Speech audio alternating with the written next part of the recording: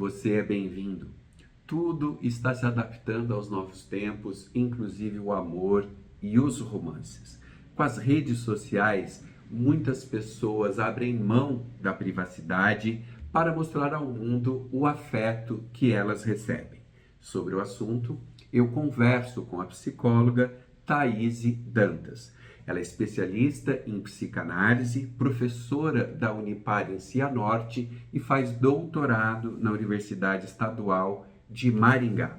Ela fala conosco de Cianorte. Tudo bem, Thaíse? Tô bem, e você? Estou bem, obrigado. Thaíse, em tempo de tantas tecnologias, é possível viver um romance fora das redes sociais do mundo virtual? Eu inverteria aí a pergunta, né? Seria possível nós vivermos um romance apenas, né, pelas redes sociais? Eu digo isso porque quando a gente vai lá na origem, né, do termo virtual, quando a gente procura essa palavra no dicionário, virtual remete a quê? Remete a algo do plano da virtualidade, da potencialidade, algo que ainda não se realizou, né, que tem um potencial a se realizar. Tem um estudo de 2008, então acho que a gente precisaria de novos estudos aí, porque a tecnologia evoluiu muito desde então. Mas esse estudo pesquisou aí sobre pessoas, né, que se relacionam pelas redes sociais, e os resultados mostram pra gente, né, naquela amostra de indivíduos pesquisados, de que ainda assim, né, ainda que as redes sociais facilitem a interação, que as pessoas estejam se conhecendo por meio das plataformas virtuais, o encontro face a face ainda é necessário. Então, geralmente essas pessoas pesquisadas aí iniciaram esse relacionamento pelas redes sociais, mas ainda houve uma necessidade desse encontro face a face, né? Então, acho que esse é um ponto importante para a gente pensar como as relações ocorrem aí por meio da tecnologia, mas para a gente questionar, será que só isso é o suficiente, né? Será que a gente não precisa também ir para o mundo virtual? Então, eu diria que é possível viver um romance fora do mundo virtual e talvez essa seja aí a possibilidade mais proeminente aí pra gente, né, enquanto ser humano. Thaíse, pela sua percepção como professora, pesquisadora, como psicanalista no seu consultório, as pessoas estão com mais dificuldades desse encontro que você acabou de citar, né, de face a face, de sair do virtual e ir para o real? Acho que daí entra um grande paradoxo, né, Denilson? Por mais que nós necessitamos aí desse encontro face a face, a internet facilita um pouco, né? Gera aí uma comodidade.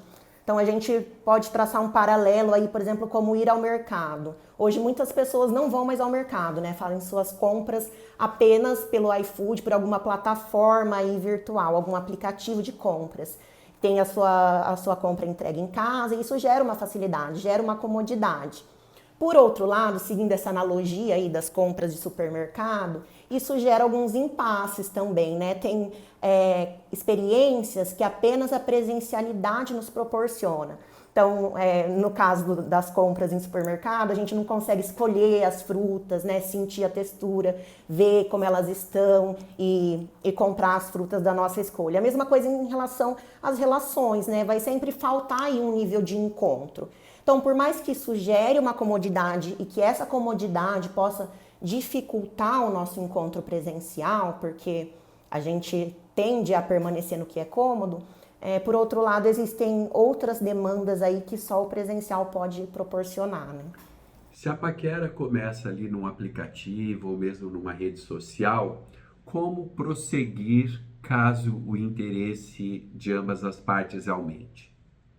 É natural que se espere, então, que o próximo passo de um encontro que se inicia aí nas plataformas virtuais, que esse próximo passo seja, então, o encontro presencial. O ideal nesse caso é que as pessoas conversem, né, sobre esse desejo de encontro, sobre como que elas desejam levar essa relação adiante, se vai haver mesmo de fato esse encontro presencial, se não é o momento, mas que haja uma troca aí para que as expectativas de cada um, do que cada um espera dessa relação e do que esperam aí como próximo passo para essa relação ir adiante, esteja alinhada, esteja aí conversada para que possa caminhar.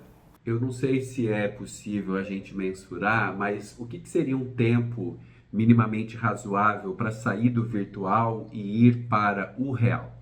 De fato, uma mensuração nesse campo seria falha, né? Porque a gente adentra aí então no campo do desejo, né? E o desejo é algo muito singular. Então, quanto tempo ficar nesse romance até chegar ao encontro real, isso depende muito do desejo de cada um aí nessa relação virtual, né?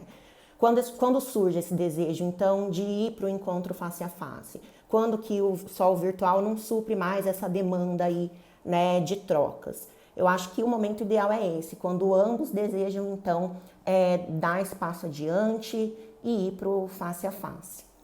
No mundo virtual, a gente corre mais riscos de idealizar o outro, inclusive nos aspectos físicos? Para a psicanálise, a gente nunca se relaciona com o outro propriamente dito, né? Nós sempre, em alguma medida, estamos nos relacionando com a projeção que nós fazemos aí nesse outro, né? As projeções das nossas próprias questões, enfim, nossas próprias experiências. A diferença é que quando a gente está aqui, né, no mundo externo, no mundo real, fora das redes sociais, as imposições do real acabam aí se colocando frente a essas projeções. Então essas projeções em alguma medida vão ser frustradas com o encontro do real dessa pessoa, né? Já quando a gente está aí na esfera do virtual, do mundo digital, essas barreiras não aparecem com tanta frequência, né? Ou com tanta intensidade como a gente vivencia no mundo real. Então eu diria que sim, né, que essa idealização ela pode sim, né, ser intensificada nos relacionamentos virtuais por conta desse certo distanciamento físico que ocorre, né? Então a gente tende a fantasiar mais esse encontro com o outro, tende a fantasiar sobre como essa pessoa é fisicamente e internamente também, e pode ser mais difícil lidar então com essas imposições do real que se colocam entre as nossas projeções. E de que forma, então, é possível fazer parcerias satisfatórias para ambas as partes, considerando isso que você falou, essa idealização e principalmente esse ambiente virtual? Essa troca direta com o outro, real, sincera e honesta, ela é fundamental, né? Só assim a gente consegue de fato entender, né, do que se trata esse relacionamento. Tem uma questão importante também, que eu acho que tem uma relação muito íntima com o nosso uso das redes sociais, né? Porque acaba sendo uma ferramenta aí muito narcísica, né? Então a gente tá lá o tempo todo postando fotos nossas, se colocando para o mundo, e a gente fica muito autocentrado e esse contato com o outro fica prejudicado, né? Isso também se torna uma barreira para eu enxergar o outro tal qual ele é e de me colocar disposto, então, e sensível às suas próprias necessidades. Então, desenvolver, né, essa sensibilidade para com as necessidades do outro, com o que o outro também espera, é fundamental. Isso só vai ocorrer mesmo por meio dessas trocas e desse diálogo aberto. A facilidade da paquera virtual pode gerar uma insegurança quando o casal decide ficar junto? A internet, ela de certa forma gera aí um senso de proteção, né, contra as questões da vida real. A gente vê muito isso nos ataques de cyberbullying, essas questões, né, que as pessoas se sentem aí protegidas por detrás de uma tela de computador, como se elas não fossem vistas, né?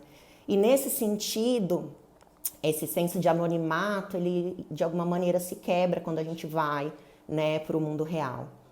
Isso gera em algum nível alguma vulnerabilidade, alguma insegurança, porque ir para o real significa ser de fato, então, enxergado tal qual eu existo.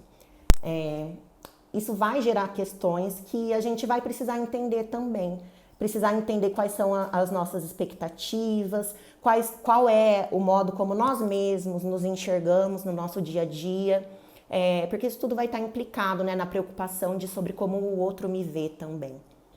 E quando a relação virtual deixa de ser saudável, quais os sinais que ela emite que está se tornando tóxica? Se é algo que não me faz bem, não faz com que eu me sinta bem, né, traz aí uns sentimentos ruins, faz com que eu me sinta mal comigo mesma, isso já é um indicativo de que algo não está certo nessa relação.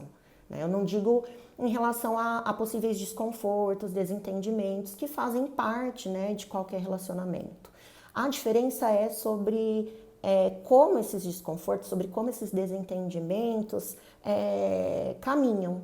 Né? Se são desconfortos com os quais eu não consigo lidar, né? Eu não consigo dar um andamento, um segmento nisso, e é um desconforto que se faz aí presente de maneira persistente, isso já me serve aí como um sinal de alerta de que essa relação não vai bem.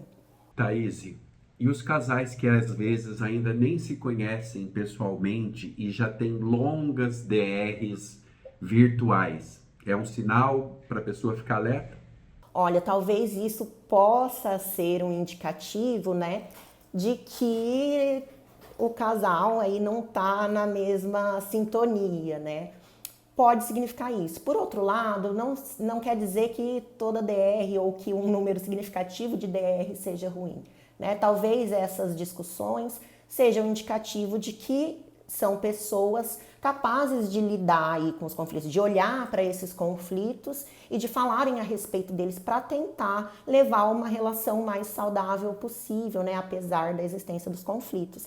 Mas são questões para a gente ponderar, né? Se há uma dificuldade aí de entendimento, talvez a gente deva avaliar. Outra questão também, né, que a gente não pode deixar de pontuar, é que a própria virtualidade, né, a própria especificidade da comunicação nas redes sociais ocasiona um nível de prejuízo no entendimento do outro, né? Então a gente sabe que no face a face a gente consegue interpretar a expressão facial, o tom de voz. Quando a gente está aí no meio virtual, isso é um pouco mais difícil e gera um nível maior de desentendimento. Então há a possibilidade também de que isso esteja sendo ocasionado por conta dessas especificidades das plataformas digitais e que talvez num encontro, num relacionamento que vá para o presencial, isso não esteja mais tão proeminente, né?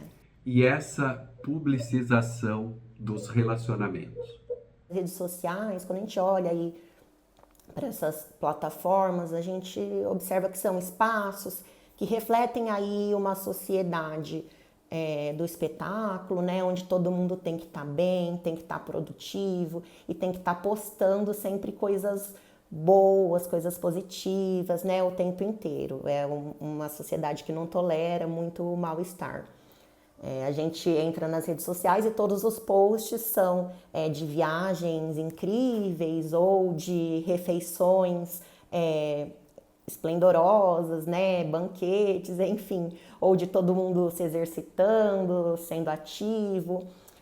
E na realidade não é assim, né? Quando a gente tá aí no dia a dia de vida, nós temos altos e baixos. Por que que eu trago essa consideração inicial? Porque quando a gente, então, vive para essa publicização, a gente não abre espaço para elaborar o que há de desconforto nessas relações, o que há de mal-estar. Então, pode gerar expectativas de relacionamento que são também irreais, né? E quando a gente não olha para algo, essa situação, né, isso que a gente está ignorando, vai continuar existindo e vai trazer os seus impactos para a gente. Então, acho que um ponto aí para a gente pensar essa publicização dos relacionamentos seria esse aspecto, né? Se a gente não tende, então, a idealizar um tipo de relação que, na realidade, se torna insustentável. A gente tem visto muitos famosos influencers começando a namorar, casando, separando, tendo relações extraconjugais e tudo isso mostrado e acompanhado, às vezes até de propósito, pelas próprias pessoas envolvidas. Isso acaba influenciando a gente que é senso comum e que não vive nesse mundo quase que fantasioso? Claro que a gente acaba sendo impactado por essas notícias, por essas questões aí que são escancaradas nas redes sociais, de maneira muito singular. Então, há sim uma influência, mas a gente não consegue traçar assim um padrão, né, de como isso influencia a população. Cada um vai absorver isso de alguma maneira. Isso pode ser positivo, mas também pode ser negativo, né? Depende de como esse conteúdo chega, quais são os desdobramentos subjetivos aí que isso vai ocasionar, mas de fato há algum nível aí de influência presente, sim. Quais os cuidados e como a gente deve conduzir os nossos relacionamentos de uma maneira saudável, considerando que o uso da tecnologia, conforme a gente falou aqui na entrevista, ela está aí, está posta, né? Mas quais os cuidados mínimos, como agir nesse cenário para se machucar o mínimo possível? É importante a gente enfatizar, Edenilson, que as redes sociais não são vilãs, né?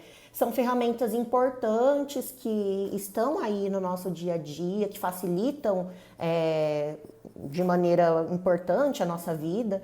A grande questão, né, como diz o ditado, é que a diferença do remédio para o veneno é só a dose, né, que é utilizada. Então a gente precisa dosar algumas coisas também. Eu acho que, como eu falei, né, as redes sociais estão aí muito como algo da ordem do narcisismo, né, um lugar para a gente se colocar no mundo, para a gente ser visto, né? Diz muito sobre essa demanda que a gente tem em algum ponto da nossa necessidade de ser visto, que vem lá já desde a infância, né, do bebê, que demanda o olhar da sua mãe.